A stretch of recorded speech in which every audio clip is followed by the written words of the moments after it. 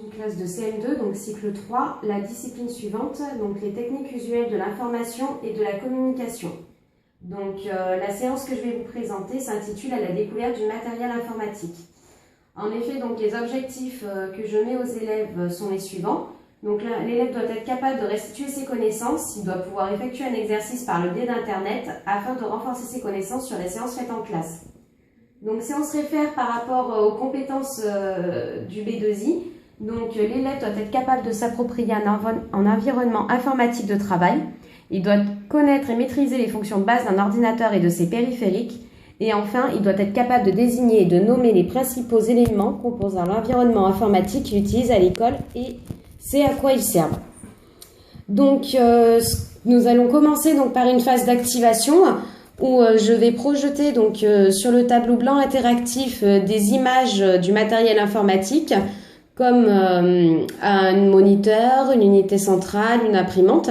Donc je vais demander aux enfants d'avoir à côté d'eux leur ardoise et au moment donné où ils verront cette image, ils devront m'écrire sur l'ardoise le nom par exemple d'une imprimante.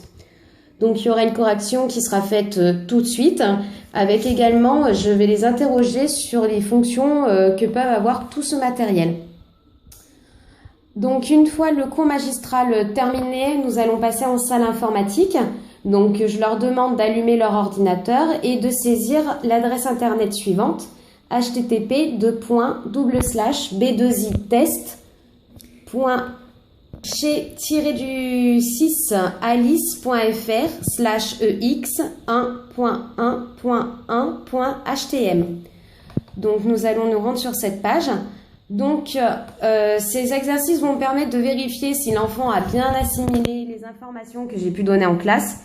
Donc le but du jeu dans ce premier test, puisqu'il y en a 4 qui sont référencés selon cette compétence, il va falloir que l'élève déplace l'image de la colonne de droite vers la colonne de gauche et placer l'image en face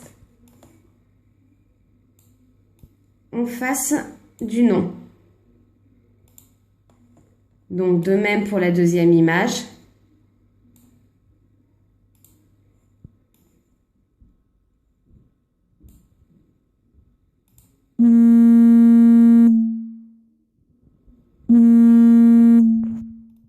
Donc une fois que l'élève aura terminé de remettre en place, je vais lui demander de cliquer sur vérifier afin que je connaisse son score. Je demande à chaque élève de bien me transmettre le score qui sera affiché.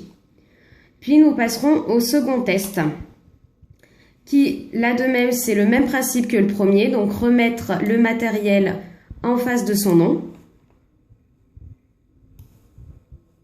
Donc toujours le même principe du glisser avec la souris.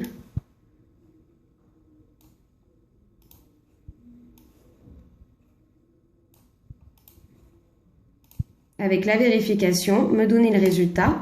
Et enfin, on va terminer par quelques questions. Donc, entre autres, les fonctions du matériel informatique.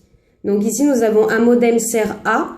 La réponse attendue sera à avoir accès à Internet et au courrier électronique. Donc l'enfant n'aura juste à cliquer sur la lettre correspondante.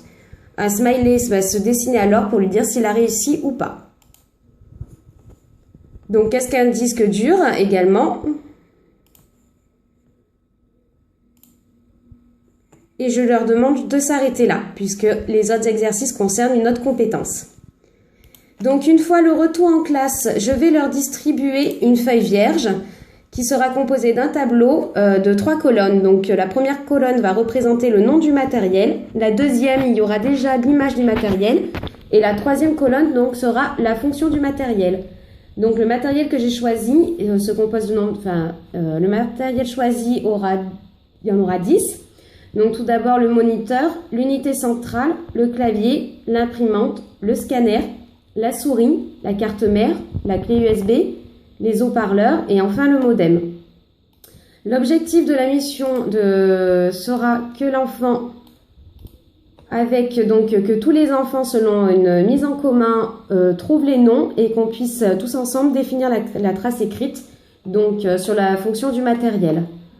Pour mon élève en situation de handicap qui est actuellement malvoyant, j'ai pris l'initiative de grossir l'image Ainsi, donc le titre du matériel se trouve en 36, l'image est agrandie et le texte se trouvera en 29.